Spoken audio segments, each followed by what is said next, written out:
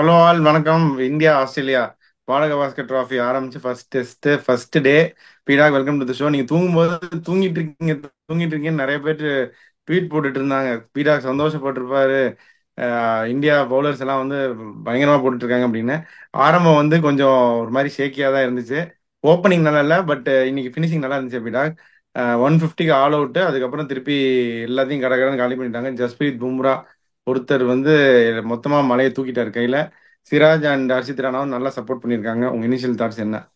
இல்ல அது time difference sir. இங்க கயானல் இருக்கேன், அப்படியே எழுந்து எழுந்து எல்லாத்தையும் பார்த்துனே தான் இருந்தேன். அதான் சொல்லனே இப்போ நம்ம எப்படி இந்த ப்ரிவியூல என்ன சொன்னோம்னா, ஃபர்ஸ்ட் விக்கெட் அது பேட்டிங். 4 டெஸ்ட் மேட்ச் ஆடின 4 மேட்சுமே ஜெயிச்சிருக்காங்க. ஸோ ஃபர்ஸ்ட் இன்னிங்ஸ்ல to put up a sizable score. அதுக்கப்புறம் ரொம்ப கஷ்டமா இருக்கும் ஆடுறதுக்கு. ஏன்னா வந்துட்டு உங்களுக்கு வந்து நோ டார்கெட் ஹஸ் பீன் சேஸ்டிங்கன்னு. பட் வந்து இது பாத்தீங்கன்னா உங்களுக்கு வந்துட்டு ஆஸ்திரேலியா போல்டு எக்ஸ்ட்ராடனரிலி வெல். ரொம்ப நான் வந்து ஒரே ஒரு கேள்வி தான் கேட்கிறேன். Third umpire if is not convinced about the replays and is not hitting the much needed angle, he cannot overturn the decision. அது ரொம்ப ஓவர்டன் பண்ண முடியாது. இப்ப நான் என்ன சொல்றேன்னா, அட்லீஸ்ட் ஓகே அம்பையர் அவுட் கொடுத்துட்டாங்க, ஆன்ஃபீல்ட் அம்பையர் அவுட் கொடுத்துட்டாங்க அப்படின்னா that is a different issue all together. எனக்கு ஆங்கிள் இல்ல டெசிஷனை ஓவர் டர்ன் பண்றதுக்கு, I will dig on to my decision அப்படிங்களாம். உங்களுக்கு வந்துட்டு ஆங்கிள் சரியில்லைன்ற, நீ இந்த ஆங்கிள கொடு அந்த ஆங்கிள கொடுன்ற, நீ கேட்ட ஆங்கிள் கிடைக்கல, எப்படி நீ ஓவர் டர்ன் பண்ற டெசிஷன்? எனக்கு ஒண்ணுமே புரியலையே எனக்கு. அது ரொம்ப வருத்தப்பட வேண்டிய விஷயம். ஏன்னா வந்துட்டு ஐ am always someone, I can tell you honestly, இந்த மாதிரி ஒரு சேலஞ்சிங் கண்டிஷன்ஸ்ல கேஎல் ராகுல் மாதிரி ஒரு கல்லு மாதிரி ஒரு ஓப்பனிங் பேட்ஸ்மேனு யுட் ஆல்வேஸ் பிளே. எல்லாத்தையும் கரெக்டா பண்ணாங்க. நம்ம என்ன சொன்னோம்? ஆகாஷ் தீப் சொன்னோம். ஆகாஷ் தீப் மேல ஹர்ஷித் ராணா ஆடி இருக்காங்க, ஒன் ஃபாஸ்ட் bowler. நம்மளோட பாயிண்ட் ஆஃப் வியூ இதை நீங்களும் ஒத்துக்கிட்டீங்க, ஜடேஜா ஷுட் ஹவ் பிளேடு அப்படின்னு. ஜடேஜா இந்த மாதிரி ஒரு சுச்சுவேஷன்ல வந்து பின்னாடி வந்து அவர் போலிங் போடுறாரோ இல்லையோ, போலிங் தேவைப்படுதோ இல்லையோ, அந்த நம்பர் 7 நம்பர் 8ல வந்து ஒரு 35 ரன் அடிச்சிருவாரு. 100 அடிக்கிறான்னு சொல்லி இந்த மாதிரி ஒரு கிரைசிஸ் சுச்சுவேஷன்ல score that 35. I am not here to criticize Padikkal. அதெல்லாம் நியாயமே இல்லாத ஒரு விஷயம். படிக்கிறேன் நான் கிரிட்டிசைஸ் பண்ணேன்னா, ஆஸ்திரேலியால போய் இந்த மாதிரி ஒரு பிச்சில் 3 குவாலிட்டி ஃபாஸ்ட் bowlers போடுறாங்க அப்படின்னா it easy to write him off. அதெல்லாம் நான் பண்ண மாட்டேன். இஸ் அன் யங்ஸ்டர் ஆக்சுவலி, அதுல ஒன்றும் எந்த சந்தேகமும் கிடையாது. ஒரு அப்ளிகேஷன் காமிச்சாரு, but it is too much actually. பெரிய ஆளுங்களே தடுமாறும் போது what can you expect from Padikkal? So அந்த ஆங்கிள் வந்து எந்த இதுவும் கிடையாது. பட் எனக்கு ரொம்ப வருத்தம் என்னன்னா, பண்ட் திருப்பியும் வந்துட்டு அவர் ஆடுறத பார்த்தா சரிடா இன்னைக்கு ரெஸ்கியூ பண்ணிடுவாரு. இப்ப நான் என்ன நினைச்சேன், 220 வந்துச்சுன்னா போல் பொசிஷனுக்கு வந்துருவாங்கன்னு. பட் 150 இது பண்ணிருக்காங்க, அதுல ஒண்ணு எந்த சந்தேகமும் கிடையாது. அதுக்கப்புறம் வந்து இந்த ஹாஸ்டிலிட்டின்னு சொல்லுவாங்க pace bowling, that is what we witness. நீங்க ரொம்ப அழகா என் வேலையை ஈஸி பண்ணிட்டீங்க. பும்ரா ஒரே கையில தூக்கி நிறுத்தியிருக்காருன்னு. பட் ஆனஸ்ட்லி ஸ்பீக்கிங், சிராஜும் பியூட்டிஃபுல்லா அவரை சப்போர்ட் பண்ணாரு. அர்ஷித் ராணாவும் ரொம்ப நல்லா சப்போர்ட் பண்ணாரு. One more cushion they've got is now Nitish Reddy as another bowler to support if these bowlers tired. Greatest advantage என்னன்னா, திருப்பி வந்து 7 விக்கெட் விழுந்துச்சு, திருப்பி இந்த 3 bowler வச்சு இருக்குவாங்க. And the batting skills what Nitish Reddy scores shot was absolutely commendable. நான் என்ன நினைச்சேன், ஒரு 110 ரன்னுக்கு ஆல் அவுட் ஆயிடுவாங்க நினைச்சேன். இந்த 150ன்றது ஒரு பெரிய ஸ்கோரா தெரியறதுக்கு காரணம் பண்டோட ரிசரக்ஷன், அதுக்கப்புறம் இந்த நிதிஷ் ரெட்டி. இந்த இந்தியா பாத்தீங்கன்னா ஆனஸ்ட்லி ஸ்பீக்கிங் 40 ரன் லீட் எடுக்கட்டும் பெருசா நான் எதிர்பார்க்கல. 40 ரன், 67/7, அங்க எங்க தள்ளி கிள்ளி ஏதாவது இந்த மாதிரி ஸ்டார்க்கு இருக்கு ஒரு 15-20 ரன் அடிச்சு 110க்கு ஆல் அவுட் பண்ணாங்கன்னா, and then India set target of 260. 40 run உங்களுக்கு லீட் வந்ததுன்னா, யாராவது ஒருத்தர் பெரிய ஆள் ஒரு 70 ரன் அடிச்சு 220 அடிச்சு 260 வந்தா India will win the test match. Okay. காம்பினேஷன்ல நான் திருப்பியும் கேட்குறேன். அதான் அந்த படிக்கல் ஸ்லாட்டுக்கு தான் வந்து வாஷிங்டன் சுந்தர் வந்து ஒன் டவுன் கூட இறக்கலாம்னு நீங்களும் சொல்லியிருந்தீங்க. அந்த நம்பர் 7ல ஜடேஜா அஸ்வின் 2 பேர்ல ஒரு போத்தார் ஈக்குவலி இதுதான். அந்த மாதிரி ஒருத்தர் ஆடி இருந்தா அந்த 30 ரன் கண்டிப்பா வந்திருக்கும். அது வந்து நீங்க சொன்ன மாதிரி இட்ஸ் ஒரு கேப் தான். நான் வந்து சில இது நீங்க சொல்ல மாட்டீங்க, நான் வந்து வியூவர்ஸோட சில விஷயம் ஷேர் பண்ணிட்டு இருந்தேன், அதையும் நான் சொல்லிடுறேன். அது எப்படி வந்து சாய் சுதர்ஷன் படிக்கல் 2 பேர் இருந்தாங்க. படிக்கல் நீங்க ஒரு 2020 ஒரு ஆர்டிகல் இருக்கு, 21 ஒரு ஆர்டிகல் இருக்கு. Gautam Gambhir is my all time favourite cricketer அப்படின்னு பேட்டி கொடுத்திருக்காரு. I want to be like கம்பீர்லாம் கொடுத்திருக்காரு. அதெல்லாம் எடுத்து இன்னைக்கு போட்டுட்டு இருந்தாங்க. அப்புறம் ஹர்ஷித் ராணா இன்னைக்கு எக்ஸ்ட்ரா நிறைய போட்டாரு, டிராஃபிக் சர்டிபிகேட் எடுத்துட்டாரு. பட் ஃபாஸ்ட் ட்ராக் பண்ணி எப்படி சில பிளேயர் மட்டும் டைரக்டா பிளேயிங் லெவனுக்குள்ள வந்துடுறாங்க, சில பிளேயர் என்ன அடிச்சாலும் உள்ள வர முடியல. இன்னைக்கு வந்து 7 விக்கெட் எடுத்துட்டனால எல்லாமே சில விஷயம்லாம் பேசாமலே போயிடும். பட் தென் எனக்கு வந்து as a fan certain things I am not happy or convinced அப்படின்னு சொல்லலாம். சிலர் வந்து பீயிங் ஃபாஸ்ட் ட்ராக்டு, சிலர் வந்து எவ்வளோதான் ஒர்க் பண்ணாலும் அவங்களுக்கு they're not getting their due recognition. So I leave it at this பீரா. நீங்கள் வந்து இதுக்கு பேசணுன்றது கிடையாது. இது நீங்கள் I don't want you to get in to இது. என்னுடைய தாட்ஸ் நான் சொல்லிட்டேன். சரி, அப்படியே வந்து இதுக்கு சொல்லிருங்க இந்த பார்ட்னர்ஷிப். ஏன்னா ஈஸிலி 78 for 6 இருந்தாங்க இந்தியா, அப்படியே 100 ரனுக்கு ஆல் அவுட் ஆயிருக்கலாம். இந்த பெங்களூர்ல நீங்க திருப்பி திருப்பி அதான் சொன்னீங்க, ஒரு 150 அடிச்சிருந்தா they could have made a test match out of it. 46 வச்சுட்டு ஒன்றும் பண்ண முடியாதுன்னு. கிட்டத்தட்ட 78க்கு 6, 85 ஆல் அவுட் ஆகிறதுக்கும் ஒரு 150 அடிக்கிறதுக்கும் ஒரு பெரிய டிஃபரன்ஸ் இருக்கு இல்லையா? ஆப்வியஸ்லி சார், நீங்க 46க்கு நீங்க ஆல் அவுட் ஆறீங்க போது what kind of motivation will you have? நீங்க ஆனஸ்ட்லி ஸ்பீக்கிங், அதுக்கப்புறம் நீங்க 130க்கு அந்த டீமை ஆல் அவுட் பண்ணீங்கன்னா கூட 85-90 ரன் லீடு. 85-90 ரன் லீடுங்கிறது ஒரு பெரிய விஷயம். 46 ஆல் அவுட் நீங்க காலி. That is the difference what Nitish Reddy made scoring that 41. அதுல வந்து எந்த சந்தேகம் கிடையாது. நீங்க கேட்ட கேள்விக்கு நான் பதில் சொல்லிடுறேன். Because I am always someone who wants to be honest. என்ன பொறுத்த வரைக்கும் இந்த நம்பர் 3 ஸ்பாட்டுக்கு படிக்கல் மாதிரி ஒரு யங்ஸ்டரை நீங்க கொண்டு வரீங்கன்னா recent form, considering the recent form, முதலே நம்ம என்ன சொன்னோம், Abhimanyu Easwaran has to play first because is the first in the queue அப்படின்னு சொன்னோம். ரொம்ப நாளா அடிச்சிட்டு இருக்காரு, டெஸ்ட் ரிசர்வா இருக்காரு. ஒண்ணு அது அபிமன்யு ஈஸ்வரனா இருந்திருக்கணும், இல்லைன்னா it should have been Sai Sudharsan who has been showing some form in all formats of the game. honestly speaking நான் சொல்றேன், நாட் அகேன்ஸ்ட் படிக்கல் செலக்ஷன், திருப்பி சொல்லிடுறேன். பட் நீங்க சொன்ன மாதிரி ஒரு வார்த்தையை யூஸ் பண்ணிக்க பாருங்க, இந்த ஃபாஸ்ட் ட்ராக் எப்படி அந்த ஃபாஸ்ட் ட்ராக் பண்றாங்க அப்படிங்கும்போது Sai Sudarshan has done enough to say that okay I am the man to be thereன்றதுனால இப்ப வந்து படிக்கல் மாதிரி ஒருத்தர் நீங்க நம்பர் 3ல ஜடேஜாக்கு பதிலா நீங்க ஆட வைக்கிறீங்கன்னா என்ன பொறுத்த வரைக்கும் that should have been considering the form right now, it should have been Sai Sudarshan or it should have been Abhimanyu Eswaran. I want Padikkal to prove all the conversations wrong by scoring 100 in the next game. That is what we want. How we are is, இப்போ நம்ம இந்த மாதிரி சொல்றோம், படிக்கல் இஷ்யூவை நீங்க rice பண்ணீங்க, அதுக்கு நான் ஒரு எக்ஸ்பிளனேஷன் கொடுத்தேன். I am not someone who wanted him to fail in the second innings to say பாத்தியா நான் சொன்னேன் கரெக்ட், அந்த மாதிரி கிடையாது. It India's welfare. அவர் அடிக்கணும்னு தான் ஆசைப்படுறார். அவர் அடிச்சாலும் நீங்க கேட்ட கேள்விக்கு ஹானஸ்டான ஆன்சர்னா the first choice considering the current form should be Sai Sudarshan. If not, it has to be Abhimanyu Iswaran. Honestly speaking, நான் வந்து அப்படிதான் போயிருப்பேன், அதுல எந்த சந்தேகமும் கிடையாது. இன்னொன்னு நீங்க சொன்னீங்க இந்த மாதிரி, இப்போ நான் வந்து நம்பர் 3 வாஷிங்டன் சுந்தர் ஆடணும்னு சொல்லிட்டு அதுக்கப்புறம் ஜடேஜா பின்னாடி ஆடணும்னு சொன்னதுக்கு காரணம் என்னன்னா, இப்ப வந்துட்டு உங்களுக்கு Washington Sundar is also an off spinner. அப்படிங்கும்போது உங்களுக்கு நான் ஏன் ஜடேஜா ஆடணும்னு சொல்றேன்னா, ஒரு இன்னொரு லெஃப்ட் ஹேண்டரு நம்பர் 6 நம்பர் 7 அதுக்கப்புறம் இதுல variety of left arm spin if needed அப்படின்றதுல சொன்னேன் ஒழிய I am always a fan of Ashwin.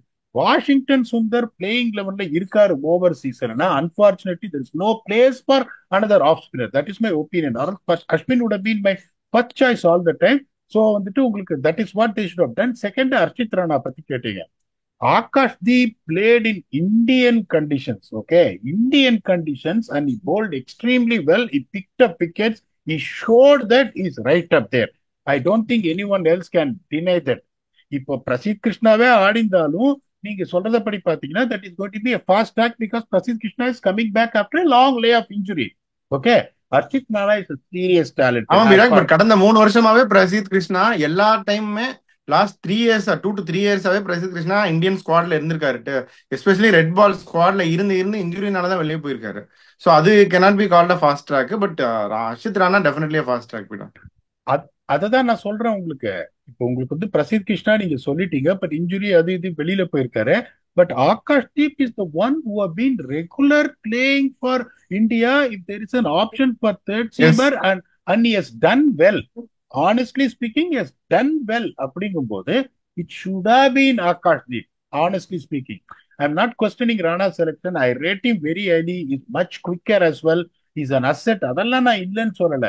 உங்களுக்கு still when Akashdeep was bowling well in little unresponsive tracks in India compared to a pitch like this, there is a good chance he might have also come good-ன்றதா என்னோட இதுங்கும் போது நீங்க சொல்ற மாதிரி பாத்தீங்கன்னா that is how exactly I will go. இப்ப படிக்கலும் சரி அர்ஷித் ராணாவும் சரி bold decision. I won't say that it is a bad decision. அது பேக் ஃபயர் ஆயிடுச்சுன்னா then social media will come heavily say எப்படி நீங்க கேட்ட எல்லா பாயிண்ட்டையும் கேட்பாங்க. அந்த பாயிண்ட்லாம் நான் கேட்க மாட்டேன். Both are talented. பட் நீங்க சொன்ன மாதிரி என்னுடைய இதுவும் பாத்தீங்கன்னா, I would have played Sai Sudarshan at number 3 ahead of Padikkal, and I would have played Akash Deep ahead of Archit Rana. அதுல எந்த சந்தேகமும் கிடையாது. But I won't say that this is a bad selection. Archit Rana can deliver, Padikkal can also deliver. If they don't deliver, இங்க இங்க இந்த சுச்சுவேஷன்ல இருந்து 67 for 7 இருந்து Australia comeback and they win the test match, and there should be some serious questions to be answered. அங்க மாட்டிப்பாங்க. Hopefully that doesn't happen. Okay, சரி. பும்ராவோட captaincy எனக்கு எப்படி இருந்துச்சு? ரொம்ப நல்லா இருந்துச்சு அப்படின்னு நான் நினைக்கிறேன். நீங்க எப்படி பாக்குறீங்க? ஏன் சார் இந்த T20 வேர்ல்ட் கப்புக்கு அவர் தான் கேப்டனாக இருக்கணும்னு சொல்லி நான் போட்ட போது என்ன எண்ணெய் கொப்பரையிலே போட்டு வருத்துட்டாங்களே சார் லைவா. ஸோ நான் வந்து அப்படிதான் யோசிப்பேன். At some point of time you to move on. ஆமா. இன்னொன்னு நான் சொல்லுவேன் sir, I am always fan of someone. Fast bowlers will have that aggressive mindset. Okay, no cricketer in other discipline will have as aggressive mindset as fast bowlers, and you can see how Sean Pollock was made captain for South Africa. South Africa did well. Kapil Dev won the World Cup for India. Pratt Cummins is doing brilliant job. Sunrisesக்குலாம் வந்து திருப்பி கொடுத்துட்டாரு அப்படிங்கும்போது I always wanted someone like Bumrah to captain, because one thing is a level-headed person. கசாமசான்னு கோவப்பட மாட்டாரு. ஒரு தங்கமான ஒரு ஆளு.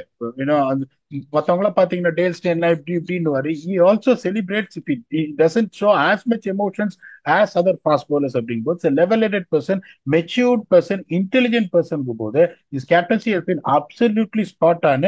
So far so good. I am always a fan of Bumrah leading the team. அதுல எந்த சந்தேகமும் கிடையாது. ஓகே, நம்ம ப்ரீவியூல என்ன சொன்னோம் அப்படின்னா, ஃபாஸ்ட் bowlers வந்து அவங்க டெலிவர் பண்ணிடுவாங்க ஆஸ்திரேலியாவுக்கு, இந்தியாவுக்கு பண்ணுவாங்களா அப்படிங்கறத கொஸ்டின் மார்க் அப்படின்னு பேசணும். இன்னைக்கு பண்ணிட்டாங்க. அவங்க ஃபாஸ்ட் bowlers எக்ஸ்பெக்ட் பண்ண மாதிரியே டெலிவர் பண்ணிட்டாங்க. நம்ம ஃபாஸ்ட் bowlers டெலிவர் பண்ணிட்டாங்க. இப்போ பேட்டிங் வந்து இந்தியன் பேட்டிங் கொஞ்சம் தடுமாறும் அப்படின்னு சொன்னோம், அதுவும் ஆச்சு. ஆனா இங்க பாத்தீங்கன்னா இந்த பேட்டர்ஸ் வந்து அவங்க பேக் யார்டு கண்டிப்பா வந்து பெர்ஃபார்ம் பண்ணிடுவாங்க, at least to their potential to the par அப்படின்னு. ஆனா ஆஸ்திரேலியா பேட்டிங் இன்னைக்கு பிலோ பார் போனது தான் இவ்வளோ டிஸ்கஷனுக்கு காரணமே. இல்லாட்டி வெரி ஈஸி ஒரு கமாண்டிங் பொசிஷனுக்கு வந்திருப்பாங்க ஆஸ்திரேலியா இன்னைக்கு. அந்த ஆஸ்திரேலியன் பேட்டிங் பெர்ஃபார்மன்ஸ் கீழே போனதுக்கு என்ன காரணம்? ரொம்ப சிம்பிள். அந்த நேதன் மெக்ஸ்வீனி வந்துட்டு debut, you can clearly see the nerves when he approached it. honestly speaking, short stay தான், 13 பால் தான் ஆடினாரு, 10 ரன் அடிச்சாரு, 2 பவுண்டரி வந்தது. பட் அந்த ப்ரெஷர் தெரிஞ்சுது. அவங்களுக்கு வந்து ஃபல்க்ரம் ஆஃப் தேர் பேட்டிங் வந்து உஸ்மான் கவாஜா கிவிங் ஸ்டார்ட். அதுதான் ஃபல்க்ரம் ஆஃப் பேட்டிங் என்னை பொறுத்த வரைக்கும். ஸ்டீவ் ஸ்மித் பெருசா ஃபார்ம்ல இல்ல. Even though I expected him to perform, அவர் பெருசா ஃபார்ம்ல இல்ல. see his recent test records. அது டிராவிஸ் ஹெட் எப்படி பாத்தீங்கன்னா, உங்களுக்கு வந்துட்டு is going to hurt you badly or is going to get out because of the kind of attacking cricket he plays. அதுக்கப்புறம் இன்னொரு ஃபல்கரம்னு பாத்தீங்கன்னா மார்னஸ் லபுஷேன். இப்ப நீங்க இந்த மார்னஸ் லபுஷேனையும் உஸ்மான் கவாஜாவையும் குயிக்கா டிஸ்லாட்ஜ் பண்ணிட்டீங்கன்னா then they're going to be in trouble. அதுல வந்து எந்த சந்தேகமும் கிடையாது. ஏன்னா இந்த கேரி வந்து ஒரு ஒரு எரிச்சலான ஒரு விஷயம். அப்படியே வந்து ஒரு 40 ரன் அடிப்பாரு, அந்த மிச் மார்ச் கொஞ்சம் வந்து கான்ட்ரிபியூட் பண்ணுவாரு. அப்படிங்கும்போது இந்த ரெண்டு ப்ராப்ளம் அவங்களுக்கு இருக்கு.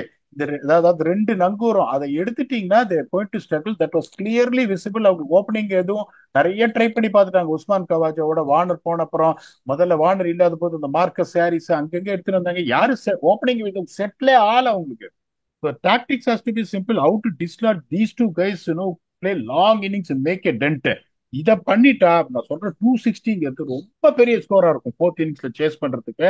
ஃபர்ஸ்ட் அண்ட் ஃபார்மோஸ்ட் என்னன்னா, இந்த 110க்கு நான் 110 சொல்றதே ஜாஸ்தி. 67 for 7 இருந்து நான் 110 கொடுக்கறதே ஜாஸ்தி. பட் 110 ஆல் அவுட் ஆனாலும் பரவாயில்ல. One of the Indian batsman. இன்னொன்னு நான் சொல்றேன், இப்ப இன்னைக்கு நீங்க பாத்தீங்கன்னா 10 ஓவர்ல 10 ரன், 15 ஓவர்ல 19 ரன் அப்படி இருந்தது. Yes, I agree, the batting very very difficult. அதெல்லாம் எந்த சந்தேகமும் கிடையாது. ஆனா நீங்க எப்படி அப்ரோச் பண்ணணும்னா, ஒரு எண்டு அட்டாக் பண்ணணும், ஒரு எண்டு டிஃபென்ஸ் ஆடணும். நீங்க சும்மா டிஃபென்ஸ் நீங்க ஆடினே இருந்தீங்கன்னா there is a great chance of match slipping from your hands. 220 நீங்க அடிக்கணும்னா நீங்க அப்படிதான் டார்கெட் பண்ணணும். 65ல இருந்து 70 ஓவருக்குள்ள 220 அடிச்சிடணும். 40 ரன் லீடு வந்ததுன்னா 260 வந்ததுன்னா என்ன பொறுத்த வரைக்கும் day 3 game over, India will win. Super. அப்ப இந்தியா ஜெயிப்பாங்க அப்படிங்கிற நிலைமைக்கு வந்துட்டோம். நம்ம காலையில பாத்துருந்தோம் அப்படின்னா நோபடியோட ப்ரெடிக்டட் திஸ். அந்த அளவுக்கு ஒரு எக்ஸ்ட்ராடினரி கம்பேக். இதுல ஒரு நல்ல விஷயம் என்ன, சீக்கிரம் முடிஞ்சிருச்சு அப்படின்னா எல்லாரும் ஐபிஎல் ஆக்ஷனுக்கு ரெடி ஆகி ஃபுல்லா அதை பார்க்கலாம். இல்லாட்டி இந்த சத்யராஜ் இந்த படத்துல நண்பன்ல பாக்குற மாதிரி 2 ரிமோட் வச்சு 2 டிவில பாத்துட்டு இருந்திருக்கணும். ஸோ இப்போ இது எல்லாம் கிளியர் ஆயிருச்சு. ஸோ இப்போ ஃபைனல் தாட்ஸ் என்ன போயிட்டா, இந்தியா வந்து நாளைக்கு இம்மிடியட்டா கேம் ஸ்டார்ட் பண்ண ஃபர்ஸ்ட் ஓவர்ல என்ன பண்ணோம், ஆஸ்திரேலியா என்ன பண்ணணும், உங்க ஃபைனல் தாட்ஸ் என்ன? Australia has to drag it as much as possible with Alex Carey. இப்ப ஆஸ்திரேலியா எப்படி யோசிக்கணும், இப்ப நான் ஆஸ்திரேலியா டீம்ல இருந்து என்ன சொல்லுவேன், 15 ஓவர் ஆடுங்க. இன்னொன்னு ஒன்னே ஒண்ணு பாத்தீங்கன்னா, இந்த tailenders batting with one batsman போது இவங்க என்ன பண்ண, இப்போ ஒரு தப்ப பண்ணக்கூடாது. இப்ப என்ன பண்ணுவாங்க, அலெக்ஸ் கேரி வந்து அவர் டிஃபென்சிவ் பிளேயர், அவர் டப்பு டிப்புன்னுலாம் அடிக்க மாட்டாரு. ஒரு பக்கம் மிச்சல் ஸ்டார்க் நீங்க என்ன பண்ணுவாங்க, ஒரு லெவலுக்கு மேல டீப் பாயிண்ட் பின்னாடி போட்டுருவாங்க, ஸ்கொயர் லெக்ல பின்னாடி போட்டுருவாங்க. ஏன்னா ஆஸ்திரேலியா எப்படி ஸ்ட்ராட்டஜியோட வருவாங்கன்னா, அலெக்ஸ் காரி நீ நிறுத்து, மிச்சல் ஸ்டார்க் நீ பேட்டை விடுன்னு. மிச்சல் ஸ்டார்க் வந்து ஒரு பாயிண்ட் மேல ஒரு வீசு, ஒரு மிட் விக்கெட் மேல ஒரு வீசணும்னு ஸ்ப்ரெட் பண்ணிடக்கூடாது ஸ்குவாட, இது ஃபீல்ட. ஏன்னா நீங்க ஸ்டார்க்கு ஸ்ப்ரெட் பண்ணீங்கன்னா ஃபீல்ட, அவரு என்ன பண்ணுவாரு, செகண்ட் ஃபீல்டில் ஆடிட்டு ஒரு பார்ட்னர்ஷிப்பை பில்ட் பண்ணுவாரு 25 ரன்னு. அந்த 25 ரன்னு வந்துருச்சுன்னா உங்களுக்கு நேதன் லைனு செம அமுக்கு அமுக்குவாரு, ஜோஷ் ஹேசல்வுட் செம அமுக்கு அமுக்குவாரு, டிஃபென்ஸ் ஆடினே இருப்பாங்க. அங்கும் போது இவங்க வந்து டக்குன்னு ஒருவேளை ஸ்டார்க் அவுட் ஆயிட்டாருன்னா இவங்க எப்படி யோசிப்பாங்க, கேரிக்கு பவுண்டரி கொடுக்க கூடாதுன்னு சொல்லிட்டு எல்லாத்தையும் ஸ்ப்ரெட் பண்றாங்க. ஸ்ப்ரெட் பண்ணா அவர் சிங்கிள் எடுத்துருவாரு, நேதன் லைன் பிளாக் பண்றதுக்கு. India strategy should be very clear, they have to set attacking field. நீங்க 2 வீசலாம், 3வது வீசு நீங்க நேரா கல்லி கைக்கு போயிடும், இல்ல பாயிண்ட் கைக்கு போயிடும். இப்ப டிஃபென்சிவ் டாக்டிக் எடுத்து லீடு குறைச்சோ இல்லைன்னா ஒருவேளை இங்கேருந்து அவங்க லீடு எடுத்துட்டாங்கன்னா ப்ராப்ளம். திருப்பி சொல்ல, it's going to be difficult chase for Australia, be it any target. But if it is 260, I'm 100% sure that India will defend. It all depends on how they bowl tomorrow. அதுக்கப்புறம் வரும்போது அவங்க எப்படி யோசிக்கணும், எனக்கு 65 ஓவர்ல இருந்து 70 ஓவர் தான் நான் ஆட போறேன். இன்னொன்னு, நீங்க அட்டாக் பண்ணீங்கன்னா, அட்டாக்கிங் கிரிக்கெட் ஆடினீங்கன்னா ஒரு பக்கம் நேதன் லைனை கொண்டு வராங்க, இல்ல குவிக்கா மிச் மார்ஷை கொண்டு வந்துருவாங்க. That is always better than other things. That is what they got to do. But நீங்க சொன்ன மாதிரி பாத்தீங்கன்னா, from the situation from 78/6 we are telling that India is ahead. Now if you see, இப்ப என்ன பொறுத்த வரைக்கும் பாத்தீங்கன்னா இந்தியா இஸ் ahead 59-41. அப்படிங்கும் போது இந்த 59-41 நாளைக்கு at the end of the day நம்ம வந்து ரிஃப்ளெக்ட் பண்ணோம்னா, there is no stopping of India winning the test match. ஏன்னா இந்த டெஸ்ட் மேட்ச் 3 நாள் தான் போகுது. 2வது நாள் நீங்க 59-41 இருந்தீங்கன்னா, அங்கேருந்து Australia to make a miraculous comeback to really come back and stage a claim for the test match, which is highly unlikely. This should be the tactics for India early on, and that should be the tactics for India to bat when they come with a positive mindset. ராகுல் ஒரு பக்கம் ஆட சொல்லிட்டு Yashasvi Jaiswal okay no problem. எனக்கு என்ன, நான் எப்படி யோசிப்பேன், கோலி ரொம்ப கஷ்டப்பட்டார் ஆனஸ்ட்லி ஸ்பீக். நான் I want to let that cover drives and rasping flicks go. Okay out area பரவாயில்ல, பிச்சு ரொம்ப டிஃபிகல்ட்டா இருக்கு. I don't want to take the route of defending அப்படியே கஷ்டப்பட்டு. I don't want to do it. ஏன்னா fund அட்டாக்கிங்கா ஆடத்தான் போறாரு. துருஜுரோலும் பாத்தீங்கன்னா அப்படியே ஒரு கிளாஸ் தெரிஞ்சுதான் அவுட் ஆயிட்டாரு. I want them to play attacking cricket at the top 7 or 8 overs to put them under pressure. Hopefully they do. Let us come back tomorrow and see whether India can consolidate the position of 51-49 lead. And also we'll come up with the auction preview, how the teams are stacked up, and what will be their potential targets, or how they should set their team, who should be their captain. அதையும் discuss பண்ண வருவோம் before the auction. Until we come back to do the day 2 review of the first test match between India and Australia with your very own Octopus. Thanks a lot and bye bye.